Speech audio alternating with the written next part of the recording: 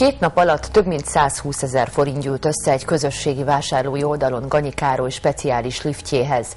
A budapesti székhelyű elektronikus áruház webes felületükön 100 forint értékű jótékonysági kuponokkal segíti a 27 éves ózdi fiatalembert.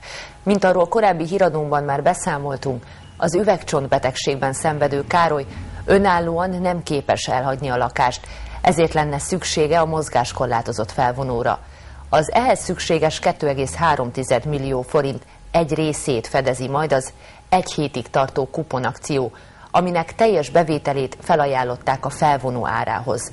A Kuponbirodalom Kft. Cégvezetője Kis Kata úgy fogalmazott, egy hét alatt összegyűlhetnek a hiányzó forintok. Nagyon nagy tömegeket mozgat meg most ez a kuponozás, és igazából így jött ez is, hogy jótékonysági felhívásokat is megjelenítsünk, hogy ha már ekkora kuponőrület van, akkor valami jó célra is tudjuk használni. Hát hál' Istennek úgy néz ki, hogy azért az emberek adnak.